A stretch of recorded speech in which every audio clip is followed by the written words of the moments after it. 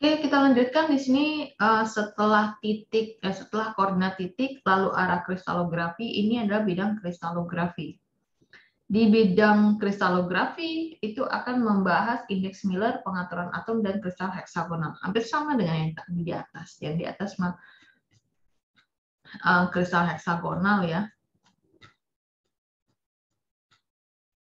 Hanya kristal heksagonal saja di dalam sini dan sama langkah-langkah.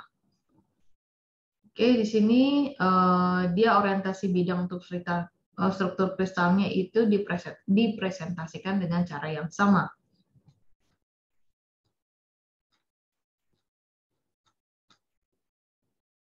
Ya, di sini ada koordinat dengan 3 sumbu di gambar 3.20. Dan di sini untuk dalam keseluruhan kecuali sistem heksagonal ya, bidang kristalografinya itu pakai 3 indeks Miller HKL.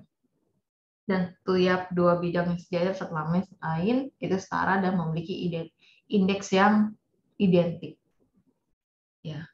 Nah, ini prosedurnya yang dari HKL tadi ya. Tolong dibedakan dengan yang model bidang arah. Yang arah ya. Karena yang arah tadi ada di atas. Ini dia. Ini ada 4 langkah, ini 5 langkah. Jika bidang melewati asal yang terpilih, lalu bidang kristal dia berpotongan sejajar, kebalikan dari angka. Jika perlu ketika bilangan ini diubah menjadi himpunan bilangan bulat terkecil dengan cara perkalian pembagian, terus indeks bulat ya tidak dipisahkan dengan koma. Nah, bentuknya ini tanda kurung. Kalau yang ini tadi kurung siku. Oke, selanjutnya di sini ada sebuah intercept pada sisi negatif dari titik asal ditunjukkan oleh sebuah bar atau tanda minus, itu ditempatkan di atas indeks yang sesuai. Kita bisa lihat nanti beberapa indeks yang rendah juga di gambar 3.25 di halaman 72 di bawah ya berarti ya. Lalu juga kita harus membalikan arah semua indeks, melihat dia sejajar, berlawanan arah, atau berjarak sama dari titik asal. Dan di sini karakteristiknya cukup menarik dan unik, karena punya bidang dan arah yang dengan indeks yang sama, tegak lurus satu sama lain. Namun, semua sistem kristal lain tidak ada hubungan geometris sederhana antara bidang dan arah yang memiliki indeks yang sama. Mungkin kalimatnya agak sedikit tidak mudah dipahami, langsung ke contoh soal untuk bisa memflashback dari apa yang dituliskan.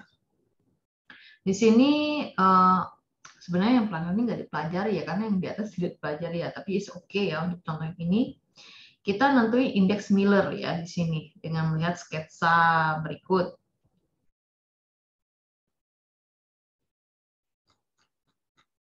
Ya.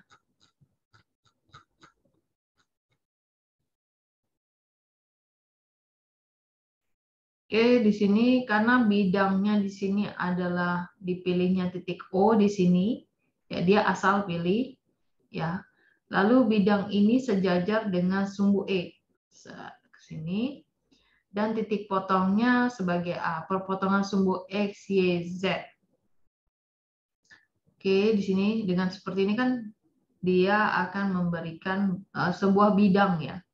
Dengan melihat seperti ini dia bidangnya bisa ke sini. Ini harus belajar ini sih, apa sih? 3 dimensi ya, yang SMA. Oke, perpotongan sumbu Y, Z dirujuk ke titik asal baru. Sehingga dengan melihat seperti ini, posisinya bahwa si B-nya, ya, yang di arah sini, dia nilainya negatif. Seharusnya sih enggak ya. Sedangkan yang C-nya itu setengah, karena naik ya. Ya, posisi sini kan sini X, Y, ini Z ya.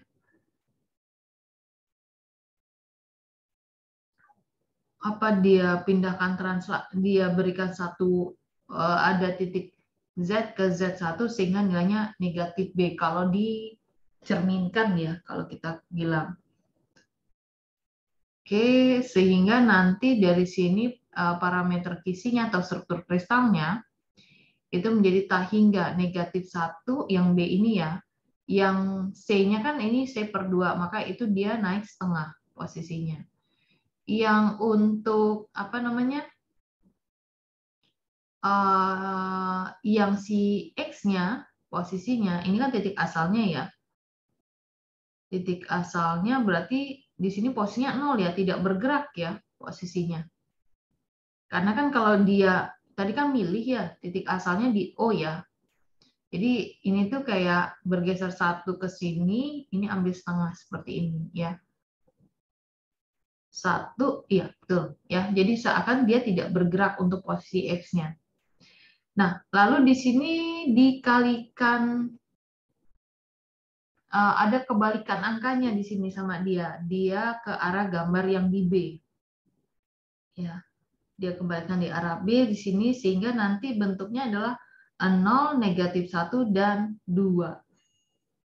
Ya, dia katakan di sini jadi 2.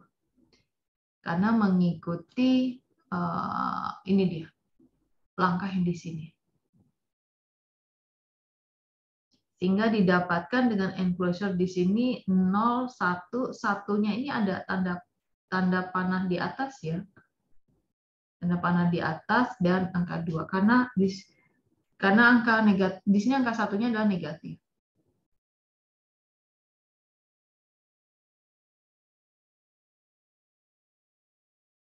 Oke, kita lanjut ke sini.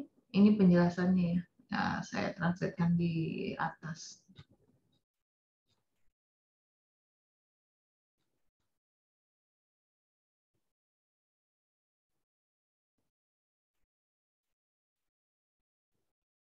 Oke, kita lihat di figur 3.25. Ya, titik 325 ini representatif dari 001, 110, dan 111. Ini posisinya. Ya. Kalau 001 ini titiknya, ya, si X-nya, Y-nya tidak bergerak, Z-nya yang bergerak di sini. Karena ini naik bidangnya ke atas. Ya, yang naik bidangnya ke atas. Sedangkan dia 110, berarti bidang ini bergerak ke arah X, Y. X dan Y. Sedangkan Z-nya diam, berarti tidak ke atas, dia berarti ke samping. Ya, bidangnya. Sedangkan 111 berarti dia X, Y, Z semua bergerak. Berarti seperti ini. Ya.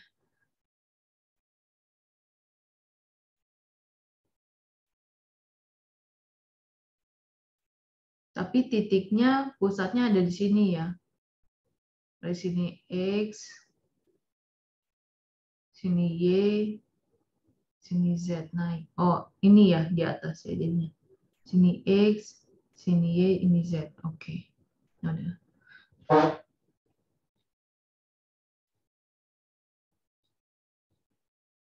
Lanjut ke contoh 3.13. Mungkin kalau gambar yang ini harus dipelajari ulang ya untuk memahami letak 001, 110, dan 11.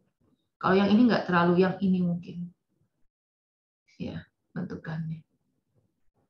Oke, di sini contoh 3.13, konstruksikan 011 dengan posisi Y-nya ini adalah -1 ya. Oke. Jadi untuk mengatasi hal ini kita lakukan prosedur ya dengan sebelumnya dalam urutan kebalik.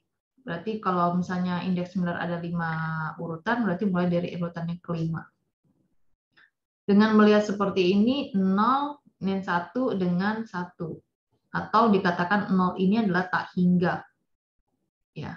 Dan bidang ini kalau kita gambarkan seperti ini, karena tak hingga tadi ya, dia katakan. Berarti nanti kalau setelah digambarkan, itu dia sejajar dengan sumbu X.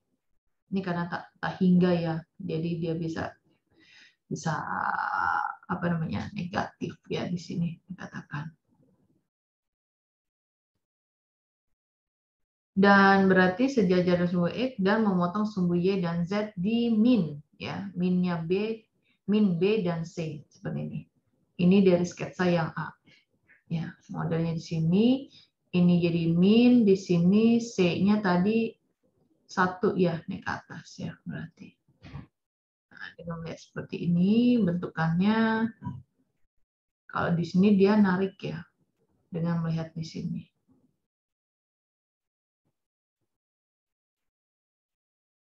Oke, terus nanti sketsa yang dari B ini dia mewakili perpotongannya ya. Kalau melihat seperti ini. Bidang dari 0, negatif 1 itu adalah daerahnya di sini.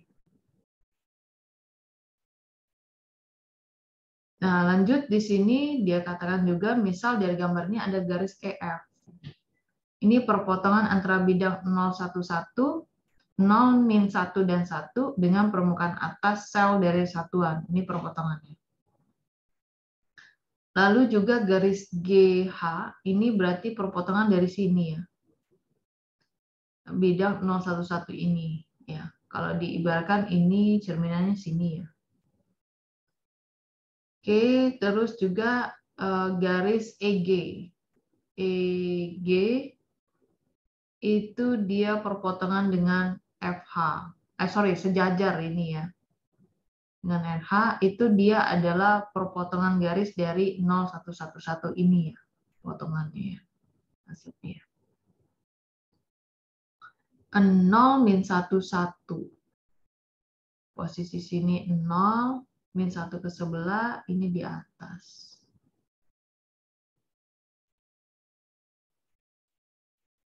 Min 1, Z-nya ke atas. Posisi di sini ya. Oke, ya, negatif 1 dengan Z. Jadi ngelihat perpotongan sini. Nah, ini juga sama, sepertinya harus melihat ini agak lama ya, untuk menangkap bahasan ketika dia membentuk bidang seperti ini. Kalau 0, min 1, satunya udah nangkep, tapi ini kan harus diubah dulu ya, ke dalam bahasa yang apa tadi, kita harus mengubahnya. Oh, ini kubus ya, sorry, bukan heksagonal ya. Saya kira heksagonal ya, sorry. Berarti nggak harus ditransformasikan ke dalam U aksen, V aksen, W aksen, dan T aksen maksud saya. U, V, T, W tadi ya. Karena ini kubus bukan heksagonal, sorry. Selanjutnya ini adalah pengaturan atom ya. Di pengaturan atom ini apa namanya? Yang ini ada FCC dan BCC masih ada kaitan di situ ya. Kalau yang FCC lebih kompak ya, ibarat kata lebih dekat jaraknya dibandingkan BCC. Dan yang ditunjukkan di gambar 3.26 ini adalah FCC. Untuk dia bidangnya 110. Ya, 110 berarti kan ke sini, posisinya di sini. Ya. Oke, terus juga ada AFF di sini, faktor pengemasan atom ya. Kalau tadi 0,74 ya kalau disebutkan di atas tadi. Nah, dengan melihat seperti ini kita bisa tahu sel satuan FCC yang terduksi, dia ada di F1 sama kemasan atom di 110. Ya. Dan di sini diperhatikan kemasan atomnya berbeda dari setiap kasus, dan lingkaran yang mewakili atom di bidang kristalografi itu dari bagian irisan. Ini. Kalau dikatakannya. Oke, yang sekarang tadi kan FCC ya, sekarang BCC posisinya kalau yang FCC lebih banyak, ya. Nah ini BCC,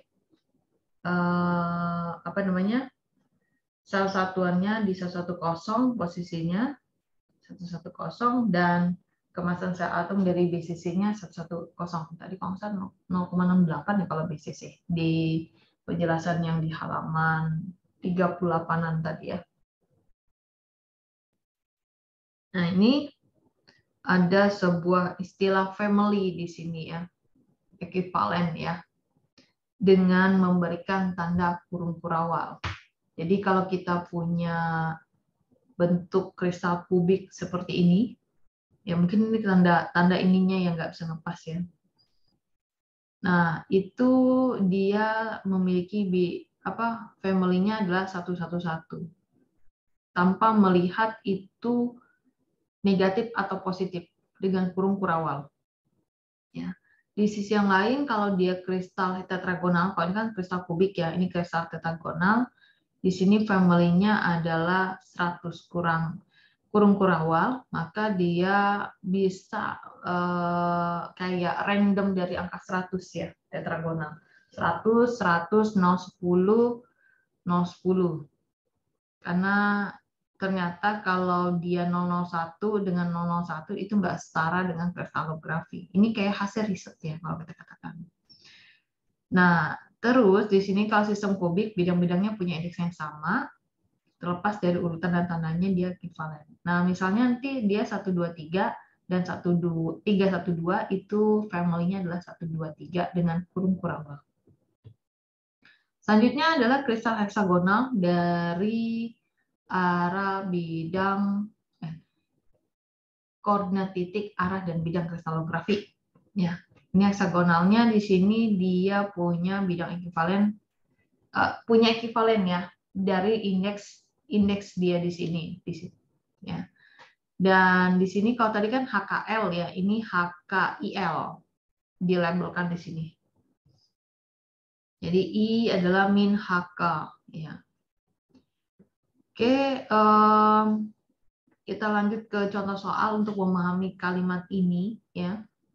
Jadi tolong tentukan indeks Miller Bravais untuk bidang dalam sel satuan heksagonal dikatakan. Nah, ini yang heksagonal agak sulit juga ya. Karena harus ngitung faktor sih sebenarnya. Oke, untuk menentukan indeks bilas ini dia sama ya tadi A sampai H kan sini ya huruf alfabetnya dia katakan. Ini mirip dengan yang di atas tadi A1, A2, A3Z yang bab sebelumnya ini. Di video yang sebelumnya.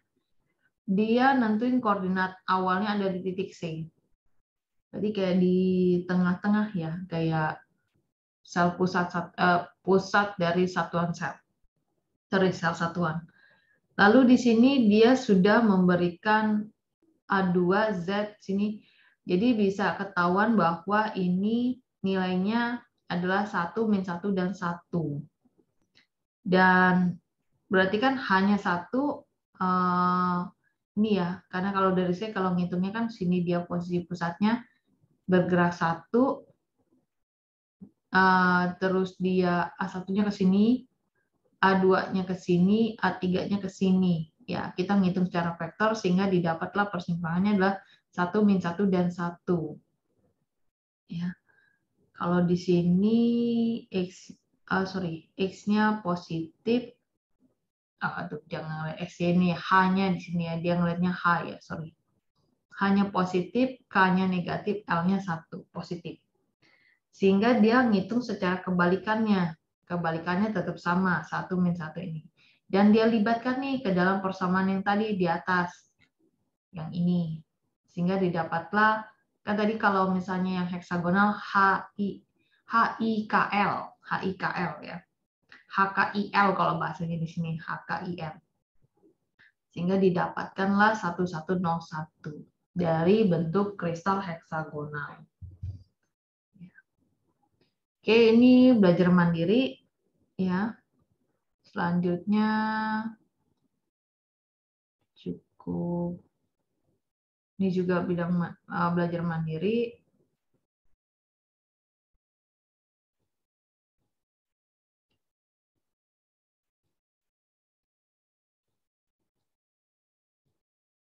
Nah, ini kita lanjut ya. Bahan yang kristalin ya, kita lanjut ya di sini. Tapi enggak 80 sampai 89 kok halamannya ya. Dari bahan kristalin dan kristalin itu nanti akan ada skup kristal tunggal, bahan polikristalin, anisotropi, dan padatan non kristalin. Ada yang tidak dibahas di sini sih. Ya. Oke, yang bahas pertama adalah kristal tunggal di sini ya. Kenapa bisa dikatakan kristal tunggal? Di situ dia susunan atomnya periodik, berulang sempurna, spesimen tanpa gangguan. Dan kristal tunggal itu ada di alam, tapi juga bisa dibuat secara artifisial, buatan ya, dengan kita produksi dengan cara modifikasi. Ya. Tapi cukup sulit ya tumbuhnya karena ada pengaturan kontrol untuk lingkungannya. Nah, jadi kalau dia kita biarkan secara ekstrim tumbuh ya tanpa kendala eksternal, nanti bentuk geometrisnya ya, wajahnya datar. Nah, bentuk-bentuk yang ini kita temukan di batu permata. Berarti secara nggak langsung batu permata itu bisa dibuat ya. Kalau ini saya akan ya. Oke, selanjutnya di sini kristal tunggal itu kalau ada di teknologi yang modern ditemuin di sirkuit mikroelektronik ya, dia kristal tunggal silikon dan semikonduktor lainnya. Yang ini tidak dijelaskan sama saya ya. Oh, dijelaskan. Selanjutnya setelah bahan yang kristal dan non kristalin itu dia adalah bahan polikristal. Ya. Nah, ini dia kasih contoh gambar.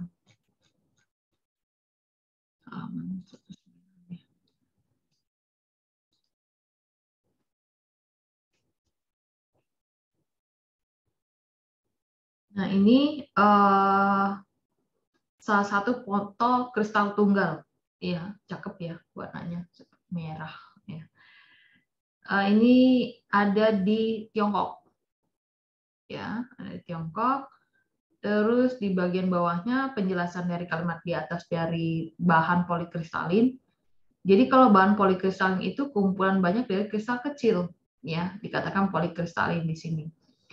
Dan awalnya kristal kecil ini terbentuk dari berbagai posisi. Ini pertama acak, tumbuh, ya di sini tumbuh ada penambahan di situ dari kristal acak tersebut. Dan akhirnya dia ujung butirnya berdekatan dan saling bertumbukan. Terjadi pemadatan lah di sini dikatakan. Nah, seperti kita tunjukkan ya gambar yang ini 3.35 ini. Ya. Dan akhirnya dari bentuk tadi bervariasi, juga ada yang ketidakcocokan atom sehingga dia membentuk daerah batas butir. Nah, ya. Dari gambar tersebut ini adalah pemadatan bahan dari polikristalin. Pertama, dia adalah inti kristal kecilnya. Tumbuh di sini beberapa butir deket-deketan sama dia, udah itu pemadatannya di sini selesai. Bentuknya ada yang nggak beraturan, di sini ada yang beraturan, akhirnya terbentuk. Dan ketika dilihat secara mikroskop, garis gelapnya adalah batas butirnya. Ini dia.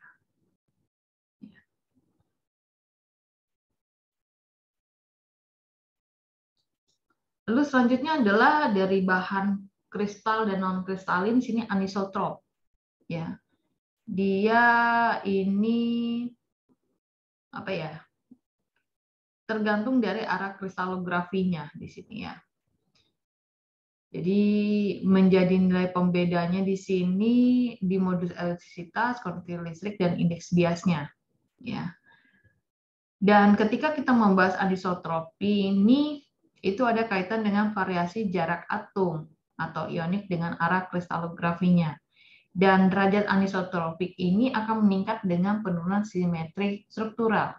Triklinik biasanya di sini dia lebih sifatnya anisotropik. Ya. Dan di sini juga ada bahwa ketika mengatakan bahan polikristalin, ya ini kan anisotropik ya, orientasi kristalografinya itu acak. Ya, dan muncul di sini istilah dia agregat butir bersifat isotropi. Ya.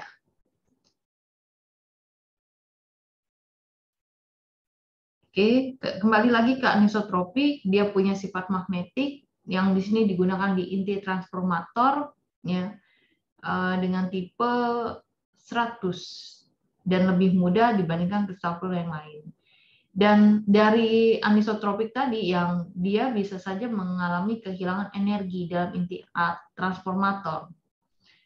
Dan akhirnya kita akan memanfaatkan lembaran polikristalin dari paduan ini untuk mengenal ya istilah tekstur magnetik.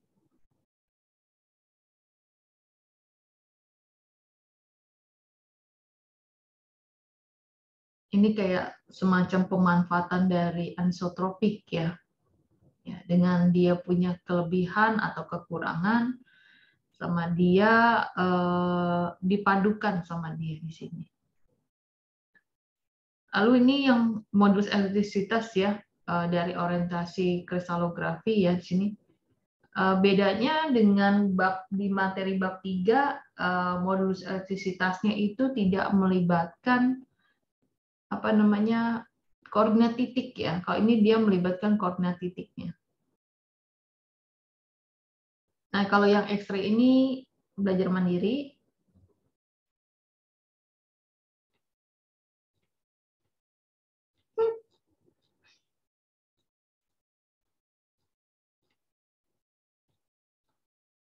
Nah, ini selanjutnya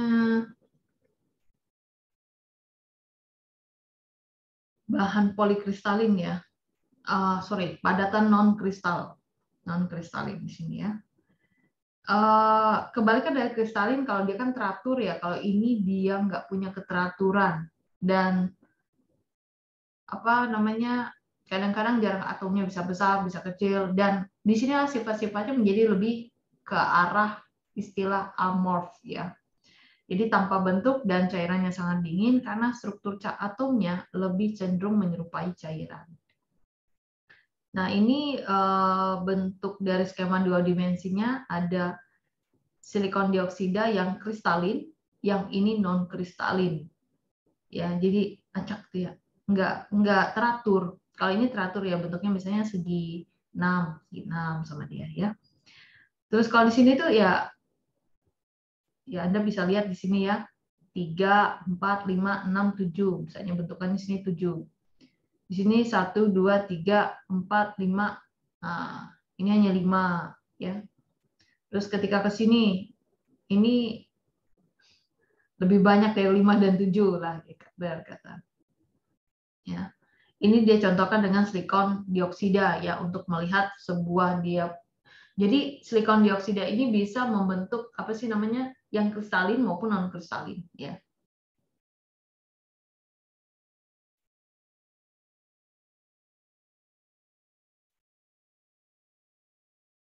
Oke, terus juga kondisi ya ketika ini ya, meskipun kalau gitu.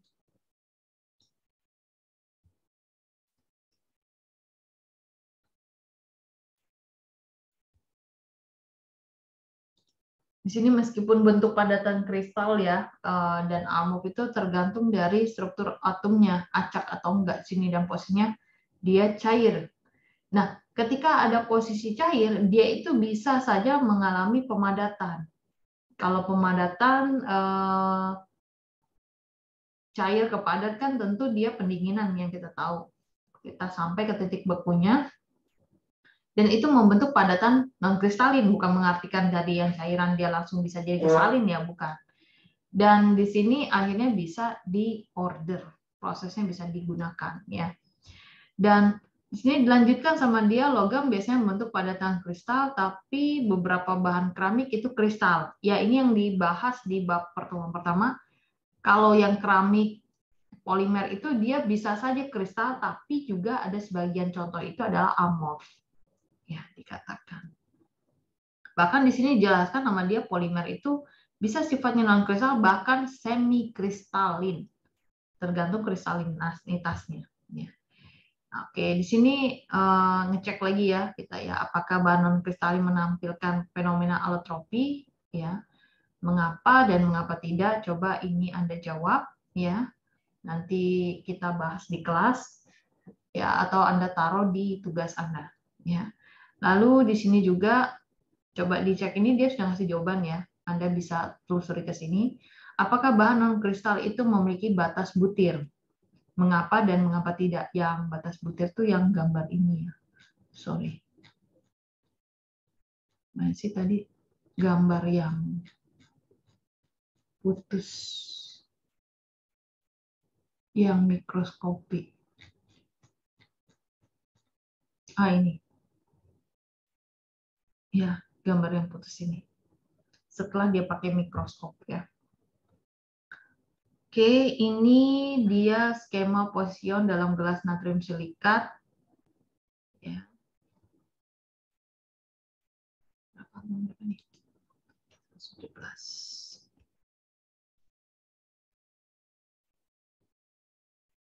Oke, ini gambar silikat gelas yang di atas ya. Oke. Bentar.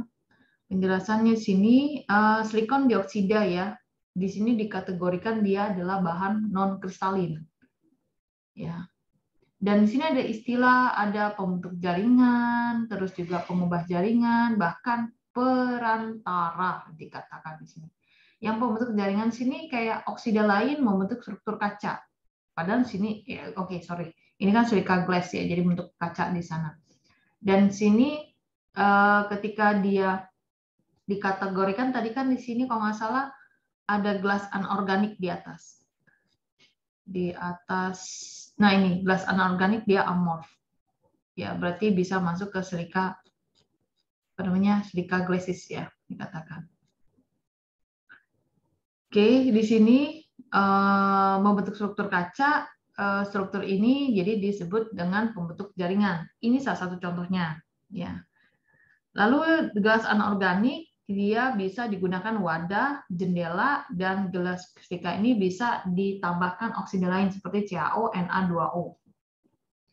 Nah, oksida ini nggak membentuk jaringan polihedral, ya, sehingga sebagai alasan di sini yang membuat mereka melakukan modifikasi jaringan di sini, dan agar dengan modifikasi ini dia menjadi sebuah aditif oksida dan menjadi sebuah pengubah jaringan.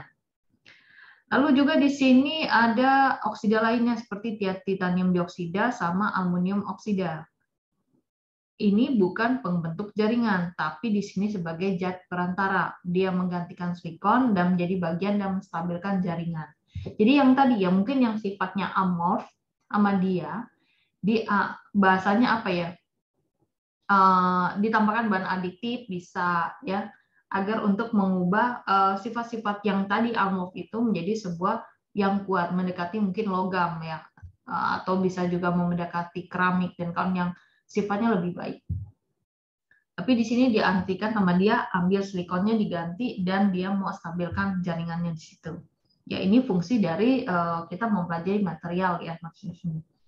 Dan dari perspektif praktis ini kita mengetahui tadi istilah-istilah tadi, menambahkan zat ini dan misalkan kita nambahin oksida lain, kita mau lihat apa sih peran dari zat yang mengubah atau zat antar sini untuk menurunkan titik leleh dan viskositas kaca dan membuatnya lebih mudah terbentuk pada suhu yang lebih rendah.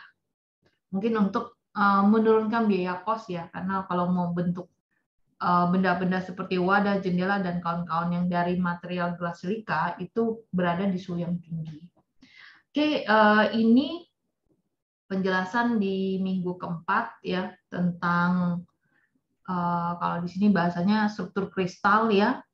Sudah itu ada titik arah dan bidang kristalografi, lalu sama material kristalin dan non kristalin ya. Yang di sini seperti biasa tugasnya dikumpulkan kembali ya, yang disampaikan di kelas. Ini bisa dibaca tentang summary-nya ya, karena ini cukup banyak ya, jadi harus membacanya berulang. Dan ada beberapa materi yang tidak dijelaskan oleh saya itu sebagai belajar mandiri karena saya menjelaskannya logam, yang keramik belum saya jelaskan dan itu saya harapkan Anda bisa mempelajari secara mandiri. Ini kan karena bab 3 ini adalah struktur dari logam dan keramik. Ya, ini istilah-istilahnya dipelajari kembali agar bisa nangkep ya mungkin ya. Oke, dari saya itu saja untuk pertemuan minggu ini dan nanti minggu selanjutnya kita akan mempelajari cacat dalam benda padat. Cacatnya ada titik, garis, bidang, dan volume. Jadi kayak membentuk ya, kalau garis itu kan terbentuk dari 2 titik, dari garis itu bisa membentuk sebuah bidang, dari bidang itu menjadi volume. Itu aja dari saya, kita ketemu lagi di kelas dan akan membahas dari pasca Anda mempelajari materi yang telah saya berikan. Sampai jumpa lagi di channel Disius selanjutnya. Bye-bye.